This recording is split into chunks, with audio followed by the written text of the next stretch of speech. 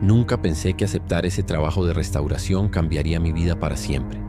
Soy arquitecto especializado en edificios históricos, y cuando recibí la llamada para evaluar el deterioro del convento de Santa Clara, abandonado desde 1987, pensé que sería otro proyecto rutinario. El lugar había estado cerrado después de que las últimas 5 monjas desaparecieran misteriosamente una noche de invierno. Las autoridades nunca encontraron explicación alguna. Solo quedaron sus hábitos perfectamente doblados sobre las camas, como si hubieran simplemente evaporado. La iglesia quería convertir el edificio en un museo, pero primero necesitaban saber si la estructura era segura. Lo que no sabían, lo que nadie sabía, es que algunas puertas nunca deberían abrirse, y yo estaba a punto de cruzar una de ellas. El convento de Santa Clara se alzaba como una fortaleza de piedra gris contra el cielo plomizo de octubre. Construido en 1623, había albergado a generaciones de monjas contemplativas durante casi 4 siglos. Las torres gemelas se elevaban hacia las nubes bajas y las ventanas ojivales parecían ojos ciegos observando el valle. Al acercarme con mi camioneta, el crujido de la grava bajo las ruedas resonaba como huesos quebrándose. El aire olía a humedad, musgo y algo más, algo dulzón que no lograba identificar. Las paredes exteriores mostraban manchas de humedad que formaban patrones extraños, casi como rostros deformados. La puerta principal, de roble macizo, tenía aldabones de hierro forjado en forma de cruces invertidas, un detalle arquitectónico que me pareció curioso para un convento. El silencio era absoluto, ni siquiera se escuchaba el canto de los pájaros. Cuando la pesada puerta se abrió con un gemido metálico, una ráfaga de aire frío me golpeó el rostro. El interior estaba sumido en una penumbra perpetua, apenas iluminado por los rayos de sol que se filtraban a través de los vitrales polvorientos. El suelo de mármol blanco y negro formaba un patrón de damero que se extendía hacia el altar principal. Las columnas góticas se alzaban como centinelas silenciosos y sus capiteles tallados representaban escenas bíblicas que parecían cobrar vida en la luz tenue. El olor a incienso rancio se mezclaba con algo más penetrante, el aroma de rosas marchitas. Mis pasos resonaban en el eco de la nave principal, multiplicándose hasta crear una sinfonía fantasmal. Las bancas de madera permanecían en perfecta formación, como si las monjas hubieran salido apenas ayer para sus oraciones vespertinas. Todo estaba demasiado limpio, demasiado ordenado para un lugar abandonado durante décadas. Saqué mi equipo de medición y comencé a documentar las dimensiones del espacio. La temperatura interior era considerablemente más baja que el exterior, algo común en edificios de piedra, pero había corrientes de aire que no tenían explicación lógica. Venían de direcciones imposibles, como si las paredes respiraran. En el transepto norte encontré una puerta pequeña que conducía a los claustros interiores. Según los planos originales que había estudiado, esa zona albergaba las celdas de las monjas, la biblioteca y la sala capitular. La madera del suelo crujía bajo mis pies con un ritmo casi musical, como si el edificio mismo tuviera pulso.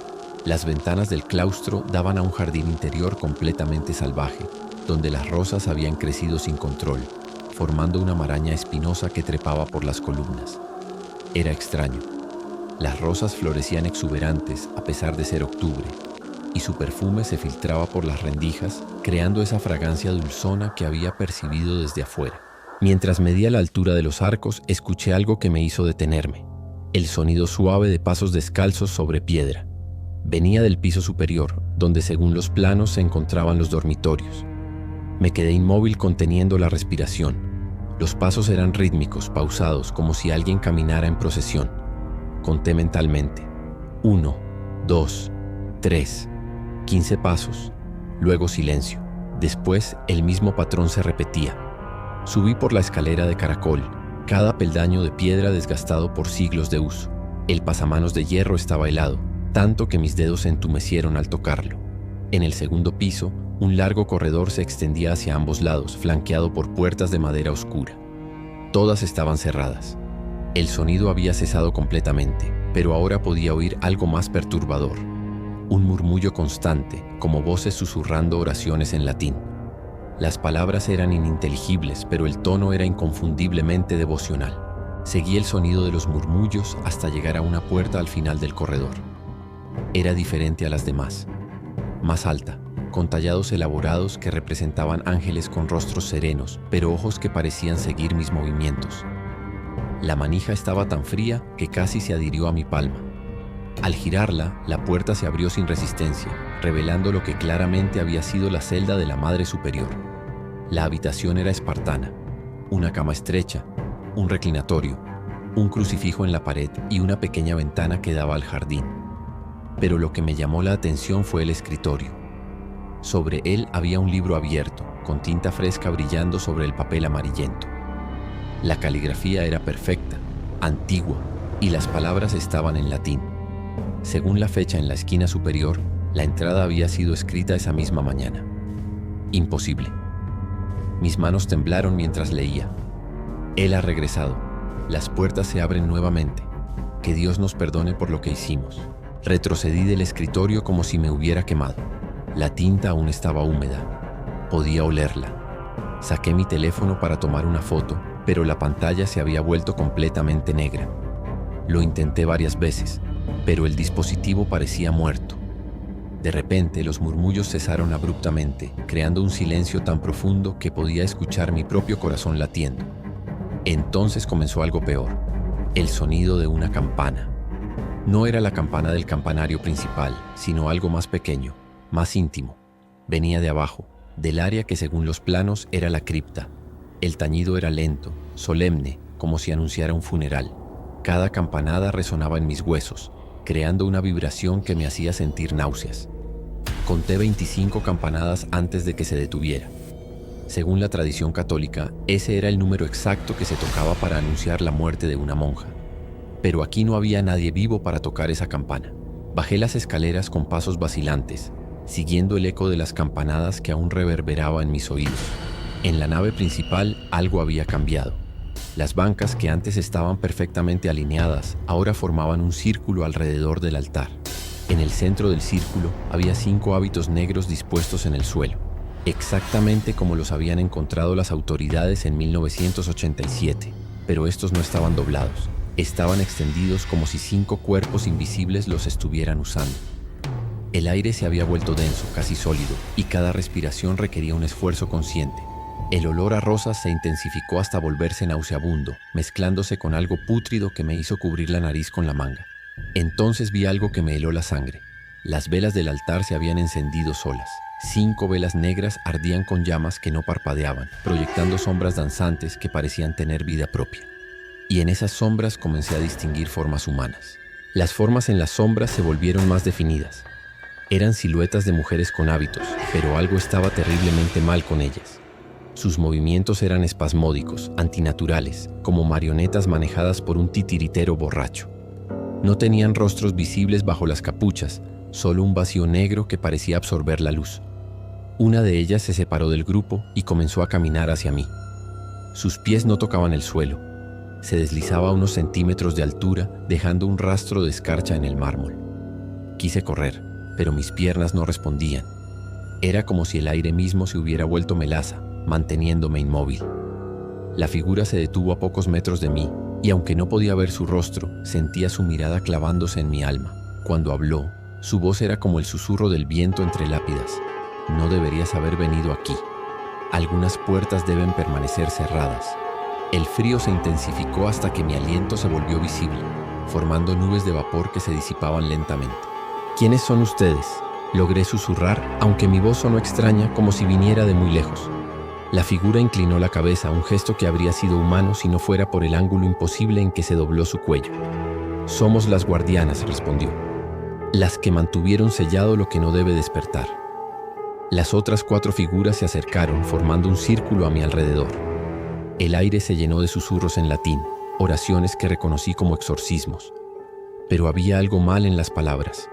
Estaban invertidas, pronunciadas al revés, como si fueran invocaciones en lugar de bendiciones. El suelo bajo mis pies comenzó a vibrar y pude escuchar algo moviéndose debajo de la cripta. Algo grande, algo que había estado esperando. Él despertó cuando cruzaste el umbral, continuó la primera figura. Después de tantos años de silencio, tu presencia rompió los sellos que mantuvimos con nuestras vidas. Entonces comprendí la horrible verdad. Las monjas no habían desaparecido. Se habían sacrificado para mantener algo encerrado. Corrí hacia mi camioneta, pero cuando me volví para mirar el convento, lo que vi me paralizó de terror. El edificio entero estaba envuelto en una luz roja que pulsaba desde su interior. Las ventanas brillaban como ojos demoníacos. y de la torre principal se alzaba una columna de humo negro que se retorcía contra el cielo. Pero lo más aterrador era la figura que se alzaba sobre el techo del convento. Era inmensa, con alas que se extendían de una torre a otra, y su presencia irradiaba una malevolencia tan pura que el aire mismo parecía corromperse a su alrededor. Las 5 monjas espectrales aparecieron una última vez en el jardín, sus formas ya casi transparentes. Se arrodillaron en oración y pude escuchar sus voces llevadas por el viento. «Perdónanos, Padre, porque hemos fallado». La criatura en el techo rugió, un sonido que hizo que los vidrios de mi camioneta se agrietaran. Entonces, tan súbitamente como había comenzado, todo cesó. La luz roja se desvaneció, el humo se disipó y el convento volvió a su apariencia normal. Pero yo sabía que algo había cambiado para siempre. Temblando encendí el motor de mi camioneta, pero antes de poder alejarme escuché pasos acercándose por la grava. Me volví, esperando ver a las monjas espectrales, pero lo que vi fue mucho peor. Era un hombre vestido con ropas clericales, pero su sotana estaba desgarrada y manchada con algo que parecía sangre seca. Su rostro era cadavérico, con ojos que brillaban con una luz antinatural. Caminaba con pasos medidos hacia mi vehículo, y en sus labios se dibujaba una sonrisa que no tenía nada de humano. «Gracias», dijo con una voz que era como el eco de 1000 voces susurrando al unísono. «Gracias por liberarme de mi prisión de siglos».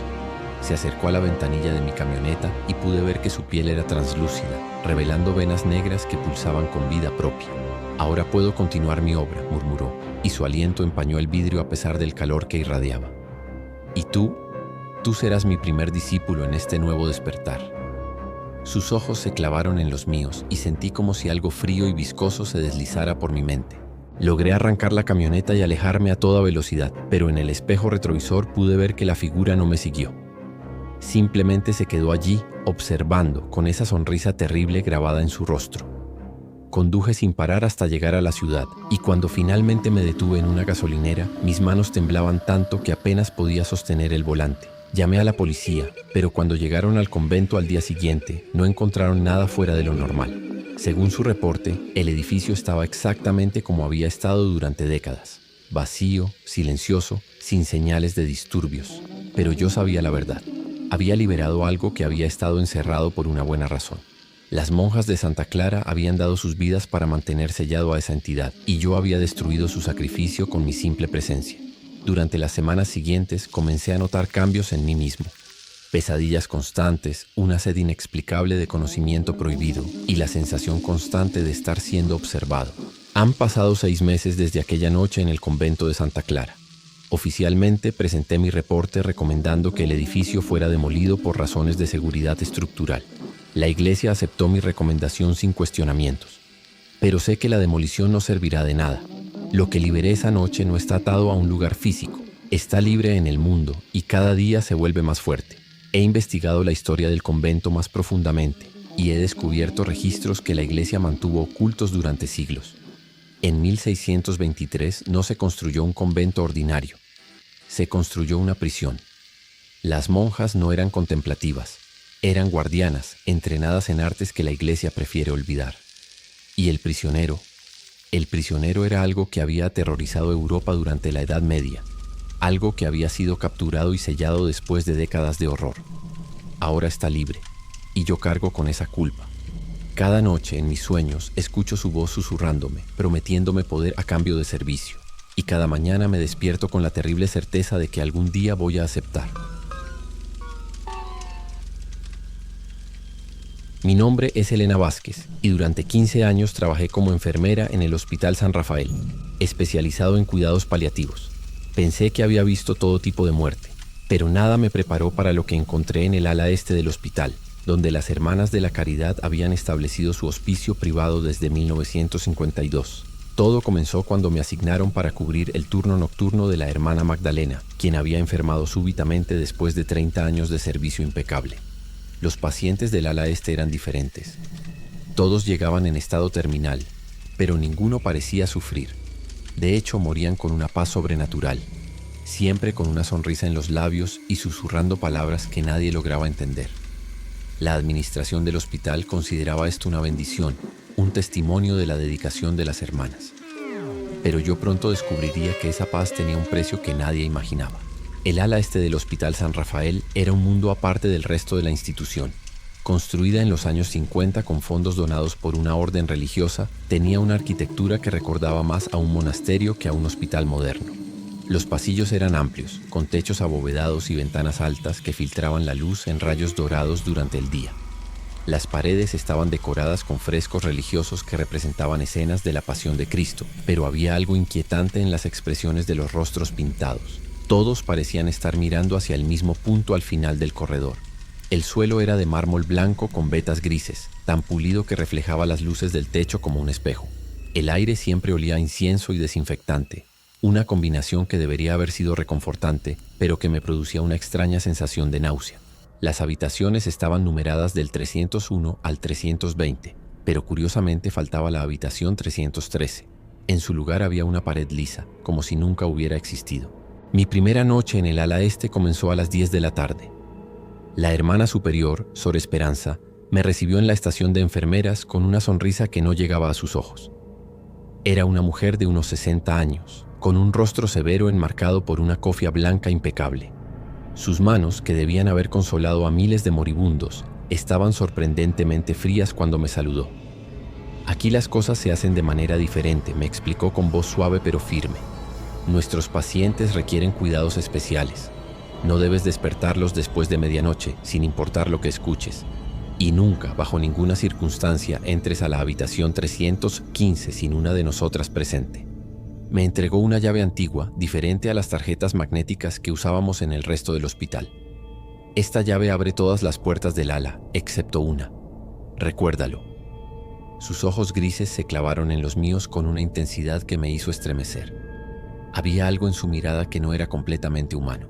Esa primera noche, mientras hacía mis rondas, noté que todos los pacientes dormían profundamente, demasiado profundamente. Sus respiraciones eran tan lentas y regulares que tuve que acercarme para asegurarme de que seguían vivos. En cada habitación había un crucifijo sobre la cama, pero también había otros objetos que no reconocí. Pequeñas figuras talladas en madera oscura, velas negras que nunca parecían consumirse y extraños símbolos dibujados con tiza en las esquinas de las ventanas. La habitación 315, que Sor Esperanza había mencionado específicamente, tenía la puerta siempre cerrada, pero podía escuchar sonidos provenientes del interior. Un murmullo constante, como si alguien estuviera rezando, y ocasionalmente el sonido de cadenas arrastrándose por el suelo. Cuando pregunté a las otras hermanas sobre esa habitación, todas me dieron la misma respuesta. Es donde la hermana silenciosa hace su trabajo más importante. Pero ninguna quiso explicarme qué tipo de trabajo era ese, ni por qué nunca había visto a esta misteriosa hermana durante mis turnos. Durante mi tercera noche algo cambió. Mientras revisaba los signos vitales del paciente en la habitación 318, un hombre de 80 años con cáncer terminal, noté que sus ojos estaban abiertos y me miraban fijamente. Pero no era una mirada normal. Era como si estuviera viendo a través de mí, hacia algo que estaba detrás. Sus labios se movían sin emitir sonido, pero pude leer lo que decía. «Ella viene por mí esta noche».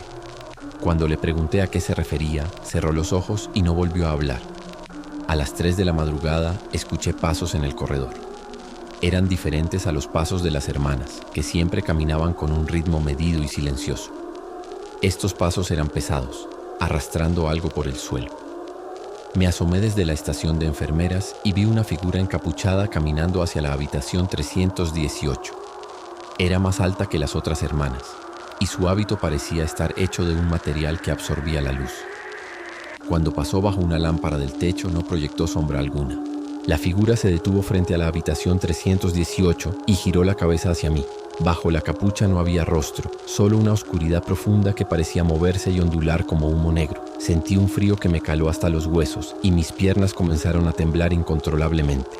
La figura levantó una mano esquelética y se llevó un dedo a donde debería haber estado su boca, en un gesto universal de silencio. Luego entró a la habitación del paciente. Durante los siguientes 20 minutos escuché sonidos que aún me despiertan por las noches.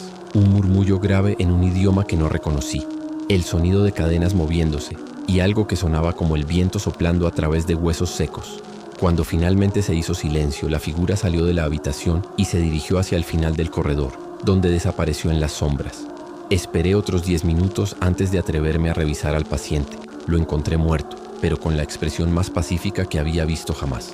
En su mano derecha sostenía una pequeña cruz de madera que no había estado ahí antes. A la mañana siguiente, cuando Sor Esperanza llegó para el cambio de turno, le conté lo que había visto. Su reacción me perturbó más que el encuentro mismo. No mostró sorpresa, solo asintió lentamente y murmuró: «La hermana silenciosa ha aceptado otro alma. Es una bendición». Cuando le pregunté quién era exactamente esta hermana, me miró con una mezcla de compasión y advertencia. «Hay cosas en este mundo que van más allá de la comprensión humana, Elena. La hermana silenciosa es una de ellas. Llegó a nosotras hace 70 años, cuando el sufrimiento de nuestros pacientes se había vuelto insoportable. Ella nos ofreció una solución, un don que alivia el dolor de los moribundos». Sus ojos se llenaron de lágrimas que no derramó. Pero todo don tiene un precio, y el precio que pagamos es el silencio. Nunca hablamos de ella con los de afuera, nunca cuestionamos sus métodos. A cambio, nuestros pacientes mueren en paz. Me entregó un pequeño crucifijo de plata. «Lleva esto siempre contigo cuando estés aquí. Te protegerá hasta cierto punto». Esa noche decidí quedarme despierta y observar. Había algo en toda esta situación que no encajaba, y mi instinto de enfermera me decía que había más de lo que las hermanas me estaban contando. A las 2 de la madrugada escuché un sonido que me heló la sangre. El llanto de un niño. Venía de la habitación 315, la que supuestamente estaba prohibida. El llanto era desgarrador, lleno de una desesperación que traspasaba las paredes. Sin pensarlo 2 veces, tomé la llave maestra que me había dado Sor Esperanza y me dirigí hacia la habitación. El pasillo parecía haberse alargado, como si cada paso que daba me alejara más de mi destino. Las luces del techo parpadeaban de manera irregular, creando sombras danzantes que parecían seguir mis movimientos. Cuando finalmente llegué a la puerta 315, el llanto había cesado, reemplazado por un silencio tan profundo que podía escuchar mi propio pulso en los oídos. La llave giró fácilmente en la cerradura, y la puerta se abrió con un crujido que resonó por todo el corredor. Lo que vi dentro cambió mi comprensión de la realidad para siempre. La habitación 315 no era una habitación de hospital. Era una capilla en miniatura, con paredes de piedra negra cubiertas de símbolos que no pertenecían a ninguna religión que conociera.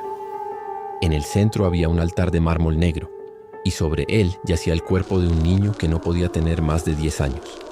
Estaba vestido con un hábito blanco, y su piel tenía la palidez cerosa de la muerte, pero sus ojos estaban abiertos y me miraban con una inteligencia antigua y terrible. «Has venido», dijo con una voz que era demasiado profunda para su cuerpo pequeño. «Finalmente alguien ha venido a verme». Me acerqué lentamente, hipnotizada por esos ojos que parecían contener siglos de conocimiento. «¿Quién eres?», logré susurrar. El niño sonrió revelando dientes que eran demasiado afilados para ser humanos. «Soy lo que las hermanas llaman su salvación. Soy quien alivia el sufrimiento de los moribundos, pero también soy su condena». Se incorporó en el altar, moviéndose con una gracia antinatural. «¿Quieres saber el verdadero precio de la paz que ofrezco?». El niño bajó del altar y caminó hacia mí. Con cada paso que daba, la temperatura de la habitación descendía varios grados. «Cada alma que libero del sufrimiento se convierte en parte de mí», explicó con esa voz imposiblemente adulta. «Y a cambio, las hermanas me alimentan con su fe, su devoción, su silencio. Pero después de 70 años necesito algo más». Se detuvo frente a mí y pude ver que sus ojos no eran realmente ojos, sino pozos de oscuridad que parecían no tener fondo. «Necesito un alma pura, alguien que aún no haya sido corrompida por años de complicidad, alguien como tú». Extendió una mano pequeña hacia mí, y aunque todo mi ser me gritaba que corriera, me encontré incapaz de moverme. «Las hermanas te trajeron aquí por una razón, Elena. Ellas saben que mi hambre ha crecido, que ya no me basta con las almas de los moribundos. Necesito renovar mi pacto, y tú eres el precio».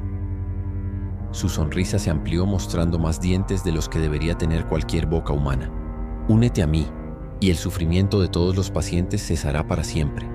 Recházame, y este lugar se convertirá en un infierno de agonía». «No», logré decir, aunque mi voz sonó débil y temblorosa. «No voy a hacer eso». El niño inclinó la cabeza, como si mi respuesta lo hubiera sorprendido genuinamente. «No, pero has visto lo que puedo ofrecer. Paz, tranquilidad, una muerte sin dolor. ¿No es eso lo que todo enfermero desea para sus pacientes?». Retrocedí hacia la puerta, pero ésta se cerró de golpe detrás de mí. Las velas negras que rodeaban el altar se encendieron simultáneamente, llenando la habitación de una luz rojiza que hacía que las sombras bailaran como demonios. Muy bien, susurró el niño, y su forma comenzó a cambiar. Su piel se volvió grisácea, sus extremidades se alargaron y de su espalda brotaron lo que parecían ser alas hechas de humo y oscuridad. Si no vienes por voluntad propia, te llevaré por la fuerza. La habitación se llenó de gritos, los gritos de todas las almas que había liberado durante décadas. Eran voces de hombres, mujeres y niños, todos atrapados en una agonía eterna. ¿Ves?, rugió la criatura. Esta es la verdadera naturaleza de la paz que ofrezco. Saqué el crucifijo que me había dado Sor Esperanza y lo sostuve frente a mí. La criatura retrocedió con un siseo como si el objeto le causara dolor físico. Eso no te protegerá por mucho tiempo, gruñó. Es solo plata bendita. Mi poder ha crecido más allá de tales trivialidades. Pero el crucifijo me dio el valor que necesitaba. Corrí hacia una de las ventanas de la habitación y la golpeé con todas mis fuerzas. El vidrio se hizo añicos y el aire fresco de la noche entró como una bendición. La criatura rugió de furia y se lanzó hacia mí, pero cuando la luz de la luna llena entró por la ventana rota, su forma se desvaneció parcialmente. «La luz», murmuré comprendiendo. «No puedes mantener tu forma bajo la luz directa». Tomé una de las velas del altar y la arrojé contra las cortinas. El fuego se extendió rápidamente, iluminando toda la habitación. La criatura gritó con una voz que era como el sonido de 1000 almas en tormento, y su forma comenzó a deshacerse como humo. «Esto no ha terminado», siseó mientras se desvanecía. «Las hermanas me han servido durante décadas, no me abandonarán ahora». Salí por la ventana rota y caí sobre el jardín del hospital, cortándome las manos y las rodillas con los cristales. Detrás de mí, la habitación 315 estaba completamente en llamas, pero extrañamente, el fuego no se extendía al resto del edificio. Era como si estuviera contenido por una fuerza invisible. Corrí hacia la entrada principal del hospital, pero antes de llegar, vi a las hermanas saliendo del ala este. Todas caminaban en perfecta formación, con Sor Esperanza a la cabeza. Sus rostros estaban serenos, pero había algo terrible en sus ojos. «Elena», me llamó Sor Esperanza con voz suave. «Has cometido un error terrible. Has roto un pacto que ha durado 70 años». Las otras hermanas se desplegaron a mi alrededor, formando un círculo. «Ahora tendrás que pagar el precio de tu desobediencia». Levantaron las manos al unísono y pude ver que sus palmas estaban marcadas con los mismos símbolos que había visto en las paredes de la habitación 315. El aire se llenó de un cántico en latín, pero las palabras estaban invertidas, corrompidas. Era una oración al revés, una invocación a algo oscuro y antiguo. Logré romper el círculo y correr hacia mi auto. Mientras arrancaba el motor, pude ver en el espejo retrovisor que las hermanas no me siguieron. Simplemente se quedaron allí, observando, mientras la habitación 315 continuaba ardiendo con esas llamas sobrenaturales. Conduje directamente a la estación de policía y les conté todo, pero cuando los oficiales llegaron al hospital no encontraron evidencia de ningún incendio. La habitación 315 estaba intacta, vacía, sin señales de haber sido ocupada jamás. Las hermanas negaron cualquier conocimiento de una hermana silenciosa, y los registros del hospital no mostraban ninguna muerte inusual en el ala este. Oficialmente yo había sufrido una crisis nerviosa debido al estrés del trabajo nocturno. Me dieron una licencia médica y me sugirieron buscar ayuda psicológica. Pero yo sabía la verdad. Había roto un pacto ancestral y aunque había liberado a las almas atrapadas, también había liberado a la criatura de su confinamiento. Durante las semanas siguientes comencé a escuchar reportes de muertes extrañas en otros hospitales de la ciudad. Han pasado 2 años desde aquella noche en el Hospital San Rafael. Oficialmente dejé la enfermería y me mudé a otra ciudad, pero la verdad es que estoy huyendo. La criatura que liberé no se quedó confinada al hospital. Se ha extendido, buscando nuevos lugares donde alimentarse del sufrimiento humano. He rastreado su presencia a través de reportes de noticias, hospitales donde los pacientes mueren con sonrisas inexplicables, asilos donde los residentes hablan de visitas nocturnas de una hermana silenciosa, hospicios donde el personal reporta encuentros con figuras encapuchadas. Cada vez que creo haber encontrado un patrón, la criatura se mueve a otro lugar. Es como si supiera que la estoy siguiendo. Pero hay algo más perturbador. He comenzado a recibir cartas. Llegan sin remitente, escritas en una caligrafía antigua que reconozco de los registros del hospital. Todas dicen lo mismo. El pacto debe renovarse. Tu alma sigue siendo el precio. Encontraremos la manera. Sé que algún día las hermanas vendrán por mí. Y cuando lo hagan, no habrá lugar en la tierra donde pueda esconderme de la deuda que contraje aquella noche. Soy Marcos Herrera y durante 8 años trabajé como técnico de sonido para documentales religiosos. Mi especialidad era grabar coros monásticos y cantos gregorianos en monasterios y conventos de toda Latinoamérica. Pensé que había escuchado las voces más angelicales que existían hasta que recibí la llamada que cambiaría mi vida para siempre. La productora me contactó para grabar el último coro de monjas contemplativas del convento de la Inmaculada Concepción, ubicado en las montañas de los Andes. Las hermanas habían mantenido una tradición de canto que databa del siglo XVI, pero la orden estaba a punto de disolverse debido a la edad avanzada de sus últimas integrantes. Solo quedaban 7 monjas, todas mayores de 70 años, y querían dejar un registro de sus cantos antes de que la tradición muriera con ellas. Lo que no sabía era que algunas tradiciones tienen razones muy específicas para morir, y que hay voces que nunca deberían ser grabadas. El convento de la Inmaculada Concepción se alzaba como una fortaleza de piedra blanca contra el cielo azul de los Andes. Construido en 1598 a una altitud de 3.200 metros, había resistido terremotos, guerras y el paso de los siglos. La arquitectura colonial española se mezclaba con elementos indígenas, creando un estilo único que reflejaba la fusión cultural de la región. Las paredes exteriores estaban decoradas con relieves que representaban ángeles tocando instrumentos musicales, pero había algo inquietante en sus expresiones. Todos tenían la boca abierta en lo que parecía ser un grito silencioso. El aire de la montaña era delgado y puro, pero llevaba consigo un eco constante que parecía venir de las rocas mismas. Cuando llegué con mi equipo de grabación, la Madre Superior, Sor Celestina, me recibió en el patio principal. Era una mujer diminuta de 82 años, con ojos azules que brillaban con una intensidad juvenil. «Bienvenido, hijo», me dijo con una voz que era sorprendentemente melodiosa. «Hemos estado esperando que alguien venga a preservar nuestro legado». El interior del convento era un laberinto de pasillos estrechos y habitaciones pequeñas, todas conectadas por arcos de medio punto que creaban ecos musicales naturales. Las paredes estaban cubiertas de frescos que representaban escenas de la vida de Cristo, pero también había imágenes que no reconocí, figuras angelicales con demasiadas alas, santos con rostros que parecían cambiar cuando no los miraba directamente y símbolos que parecían ser anteriores al cristianismo. La capilla principal era el corazón del convento, con una acústica tan perfecta que un susurro en el altar podía escucharse claramente desde el coro alto. Las bancas de madera estaban dispuestas en semicírculo y en el centro había un atril antiguo con un libro de cantos abierto. Las páginas estaban escritas en latín, pero también había anotaciones en un idioma que no pude identificar. «Nuestros cantos son especiales», me explicó Sor Celestina mientras instalaba mi equipo. «Han sido transmitidos de generación en generación sin cambios durante más de 400 años. Algunos dicen que tienen el poder de abrir puertas entre mundos». Esa primera tarde, las 7 monjas se reunieron en la capilla para mostrarme su repertorio. Eran Sor Celestina, Sor María del Carmen, Sor Esperanza, Sor Dolores, Sor Remedios, Sor Consuelo y Sor Paz. Todas tenían más de 70 años, pero cuando comenzaron a cantar, sus voces se transformaron. Era como si el tiempo retrocediera y estuviera escuchando a jóvenes novicias en la flor de su vida. Sus voces se entrelazaban en armonías complejas que creaban obertones imposibles, frecuencias que mi equipo registraba pero que no debería haber sido capaz de producir el oído humano.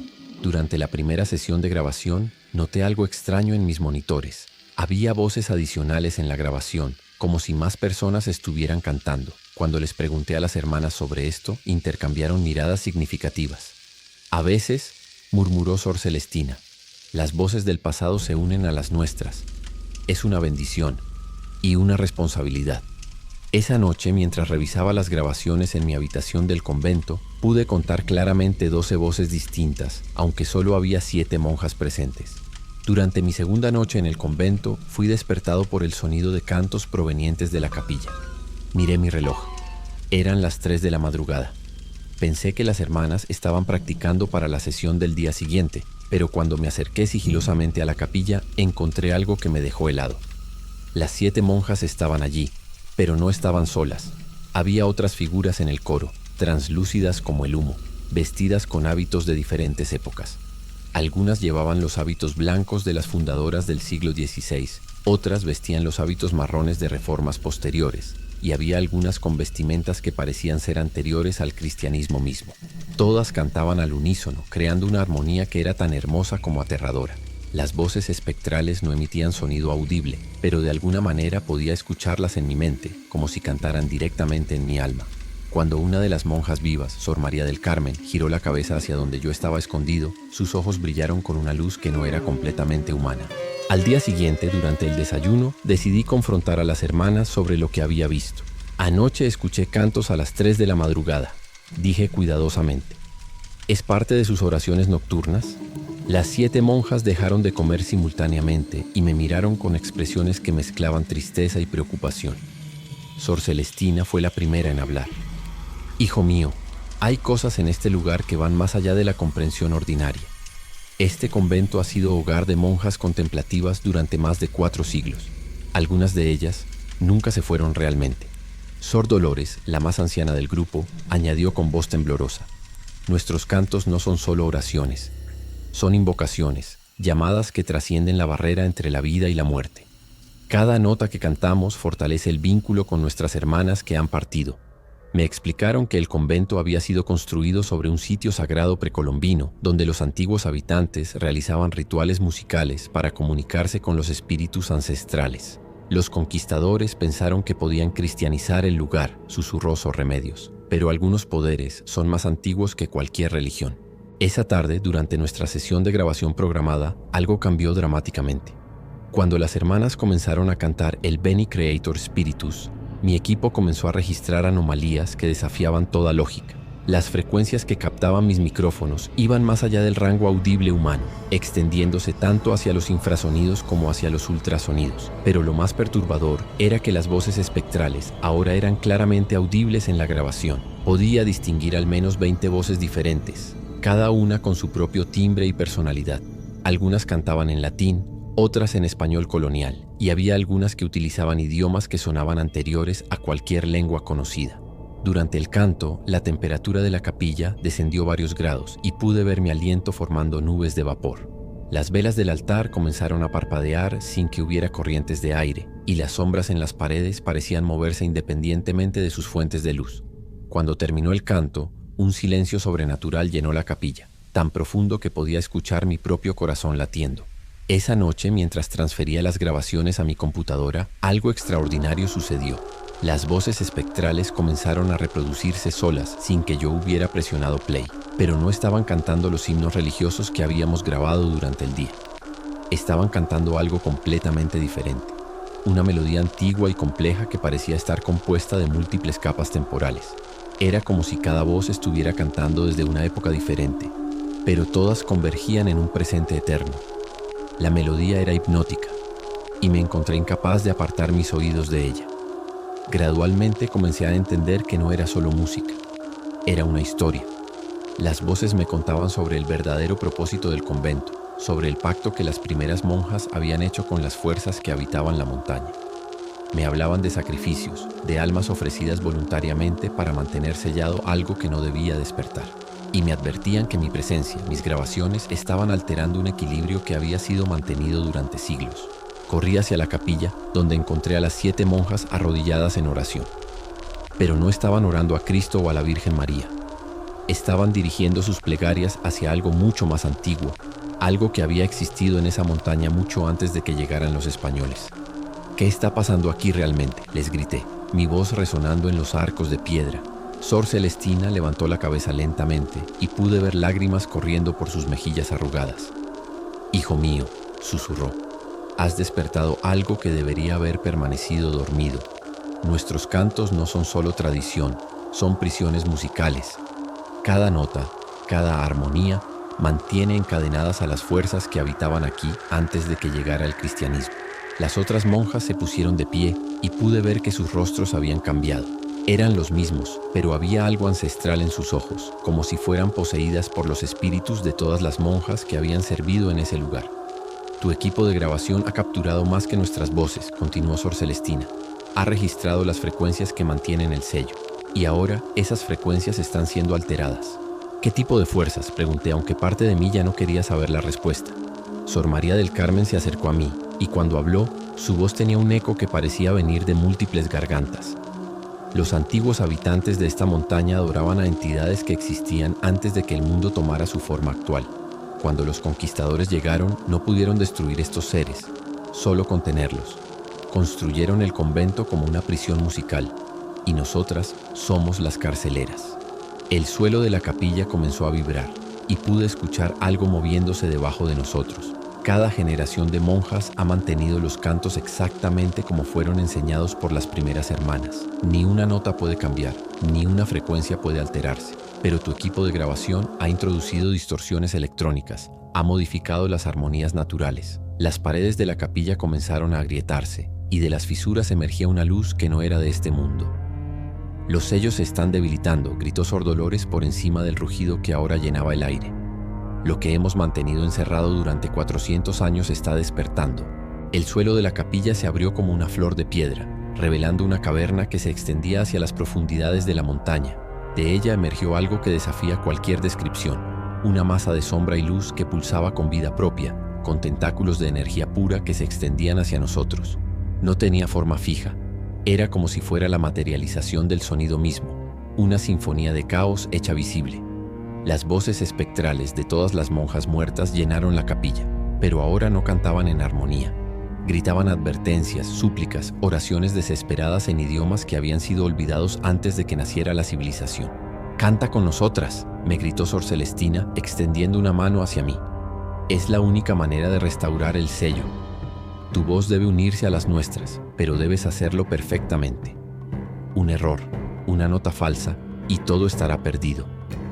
Las 7 monjas comenzaron a cantar el canto más complejo que había escuchado jamás, una melodía que parecía tener vida propia. Sus voces se entrelazaban con las de los espíritus, creando una red de sonido que luchaba por contener a la entidad que se alzaba desde las profundidades. Intenté unir mi voz a las suyas, pero la melodía era imposiblemente compleja. Cada nota tenía múltiples armonías, cada armonía tenía múltiples capas, y cada capa existía en una frecuencia diferente. Era como tratar de cantar en múltiples dimensiones simultáneamente. La entidad se alzó más y pude sentir su presencia presionando contra mi mente. No era malévola en el sentido humano, era simplemente tan ajena a nuestra realidad que su mera existencia amenazaba con deshacer la estructura misma del espacio y el tiempo. Las monjas cantaban con voces que ya no eran completamente humanas, canalizando el poder de todas sus predecesoras. Sor Celestina se acercó a mí y puso sus manos sobre mi garganta. «Deja que las voces ancestrales canten a través de ti», susurró. «Rinde tu voluntad a la tradición». Sentí algo frío y ancestral deslizándose por mi garganta y de repente pude cantar las notas imposibles. Mi voz se multiplicó, se dividió en armonías que no sabía que podía producir. Por un momento fuimos uno, las 7 monjas vivas, los espíritus de las muertas y yo, unidos en una sinfonía que trascendía la mortalidad. El canto alcanzó un crescendo que hizo que las piedras mismas de la capilla vibraran en resonancia. La entidad se retorció luchando contra las cadenas musicales que la ataban, pero gradualmente comenzó a descender de vuelta hacia las profundidades. Las grietas en el suelo se cerraron lentamente, sellándose con una luz dorada que emanaba de nuestras voces unidas. Pero el esfuerzo estaba cobrando su precio. Una por una, las monjas comenzaron a colapsar. Sor Remedios fue la primera en caer, su cuerpo desvaneciéndose como humo, mientras su voz se unía permanentemente al coro espectral. Luego siguió Sor Consuelo, después Sor Paz. Sus formas físicas se disolvían, pero sus voces se volvían más fuertes, más puras. «Es el precio final», me gritó Sor Celestina mientras su propio cuerpo comenzaba a volverse translúcido. «Para restaurar completamente el sello, debemos unirnos a nuestras hermanas en el coro eterno.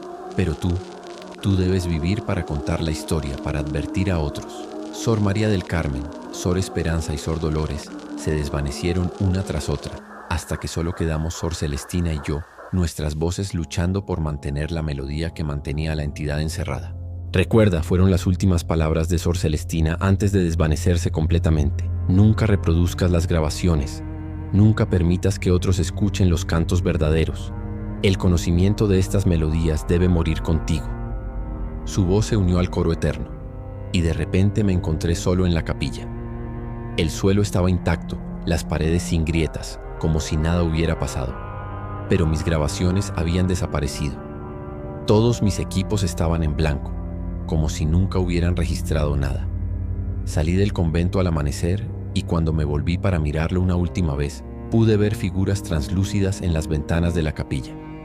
Las 7 monjas estaban allí, junto con docenas de otras, todas cantando silenciosamente para mantener sellado lo que no debe despertar.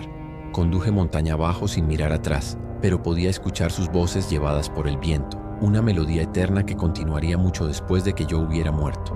Cuando llegué a la ciudad descubrí que oficialmente el convento de la Inmaculada Concepción había sido abandonado durante décadas. No había registros de monjas viviendo allí, no había contratos para grabaciones, no había evidencia de que mi viaje hubiera ocurrido jamás.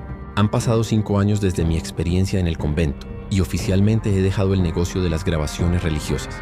Trabajo ahora como técnico de sonido para comerciales de televisión, algo mundano y seguro, pero las voces nunca me han abandonado. Cada noche, en el silencio de mi apartamento, puedo escucharlas cantando. Es un sonido tan hermoso que a veces me encuentro tarareando junto con ellas, antes de recordar la advertencia de Sor Celestina y forzarme a parar. He investigado la historia del convento y he encontrado registros que confirman mis sospechas. Cada pocas décadas, alguien desaparece en esa montaña. Siempre son músicos, cantantes o personas con sensibilidad especial para el sonido. El convento los atrae, los consume, los convierte en parte del coro eterno. Sé que algún día la tentación será demasiado fuerte. Sé que volveré a esa montaña, que subiré por el sendero serpenteante hasta llegar a las puertas de piedra blanca. Y cuando lo haga, mi voz se unirá para siempre al coro de las almas perdidas, cantando por la eternidad para mantener sellado lo que no debe despertar. Hasta entonces vivo con el conocimiento de que hay fuerzas en este mundo que trascienden nuestra comprensión y que algunas tradiciones existen no para ser preservadas, sino para ser olvidadas.